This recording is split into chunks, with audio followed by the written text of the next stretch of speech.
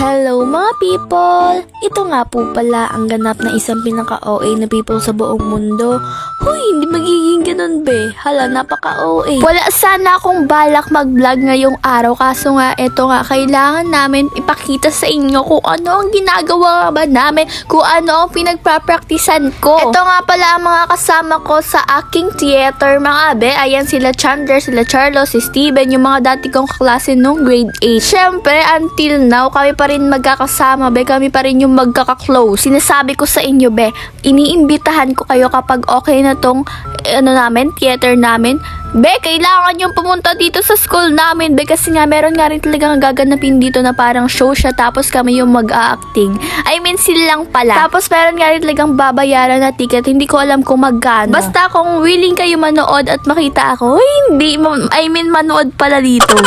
Pero kung willing naman kayo be, ang address nga rin talaga ng school na to ay Awitan Daat, Camarines Norte, Vicente Albasit Memorial High School. Hala, full address talaga. Sobrang cute nga rin talaga itong ginagawa naming pag-acting be or theater be, kasi sobrang nakakatawa siya be. Habang pinapanood ko sila na habang nagpa-practice be, natatawa na agad ako. Na para bang sobrang OA.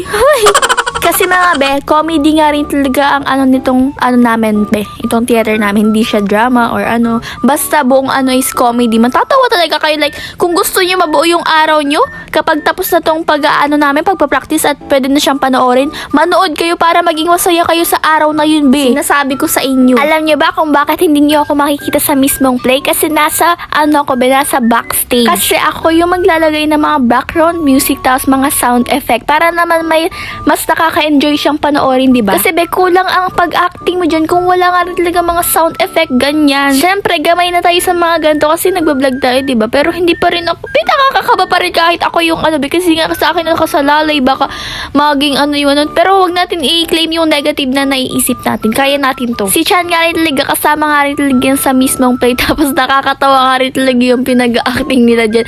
O, di ba? Kahit ngayon, be, nakakatawa na agad siya. Tapos maya-maya, pumunta kami dito sa room ni Ma'am Claire, kasi nga dito na nga rin talaga gaganapin yung pag-practice namin, kasi papanoorin namin sa TV yung ginagawa namin, yung parang ginagayahan naming play be, I mean yung theater. By the way, ang naghahandle nga sa amin ay si Ma'am Claire Barameda, yung teacher nga namin nung grade 8. O, diba? Kahit ngayon be, napaka-supportive pa rin yan sa amin, kaya love na love namin yan si Ma'am talaga. Like, sobrang iba talaga siya sa mga naging teacher namin. Like, para bang pinapahalagaan kami kahit sobrang kukulit namin noon. Kahit ngayon, naniniwala pa rin siya sa galing namin. I mean, galing nila. Huwag na akong idamay dun.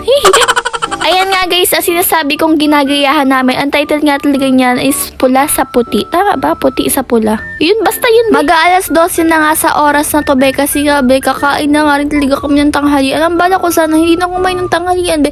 Kasi nga nagkain ako bago ako umalis. Kasi mga 10 din naman ako umalis be, kasi nga naglaba pa ako. Pero pinilit ako ni Ma'am Claire na kumain nga raw ako, kasi nga nangangayat na talaga ako be. Pero okay lang naman.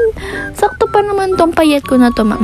Kaya ayun be, nagkain kami dito sa pinakamalayo na kakainan be, kasi wala nga talagang bukas na karehan dito be. Kaya naglakad pa kami ni Ma'am dyan na napakalayo. Kaya eto, bumalik nga talaga kami dito sa room nila Ma'am Claire. Tapos eto, sobrang nababaliw na nga rin talaga ako dyan. Sobrang nakakapagod mag-walk kasi sobrang layo talaga. Pero hindi naman sobra, kaya naman siya, kaso nakakapagod lang talaga. Tapos ito pinagagawa namin be, eto na ang sobrang ingay namin. Nagkakanta nga rin talaga kami dyan ng Die on This Hill be. So, kala pa naman talaga singer yung atake na yun. Nagpi-feeling lang naman siya. Ang totoong singer naman talaga dyan ay si Ayla be, kasi nga sobrang galing talaga niya kumanta. Pero ako be, ay wala, pamana lang talaga ako.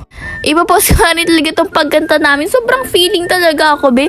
Ay mapapakinggan nyo kung gaano ka sintodado ang boses na to. Kala mo ba naman ay feel na feel niya, like sobrang kala mo naman feeling singer siya. Tingnan niya naman, be, feel na feel talaga niya. May papikit-pikit pa siya, tas may patalon-talon pa siya, tas may pa-hand gesture pa siya. Over. Pati ba naman dito sa may hagdan, be, dinadala ang sobrang kaingay sa paggunta talaga. Bumaba nga muna kami dito be, kasi nga maglalaro nga na naman sila ng volleyball. Tapos si Ate Ayla nga dyan is yung referee daw. Bumalik na naman kami dito sa room nila Ma'am Claire. Tapos eto, nagkakanta na naman nga talaga sila dyan ng kung ano pinagkakanta talaga nila be. Siyempre magaganda boses nila, kaya eto ako nakiki-enjoy na lang na para bang sige, i-cheer ko na lang kayo mga be. Maya-maya ay nagsimula na nga rin talaga kami dyan ulit mag-practice. Tapos tingnan nyo naman yung pag-acting nila, para bang professional artista na. Ay, over naman. Kuya Ben, nakikiusap ako sana sa inyo na sana manood kayo kapag tapos na nga rin talaga sasabihin ko kayo kung pwede nang manood, kung kailan na pwede manood, guys. Kaya abangan nyo nga talaga, be. Oo Hindi kayo magsisisi kung sino mga nag-a-acting dyan, be, kasi nakakatawa talaga sila, mga be. Tapos syempre, meron nga rin talaga dito gagawa ng mga props na gagamitin nila, mga be. Sobrang e-effort nga rin talaga yung mga tao na yan, be, like sobrang ano talaga. Pero ang una, ginagawa nga muna nila dyan yung manok. Bago nga kami umalis dito, hindi ko na nga rin talaga na-videohan yung pagchichika namin. Ang dami nga namin chinika kay Ma'am, be. Sobrang dami namin pinagchikahan, ganun, about sa mga buhay namin ngayong grade 9. Sobrang nakakamiss nga rin talaga bumalik sa section ni Madam B. So, di ko na nga talaga papahabain tong vlog na to dahil unti na nga rin talaga itong mga clips. Kaya nga dito na lang, mga B. Mga people, magugubi na nga talaga ang pinaka-OA ni people sa buong mundo, be.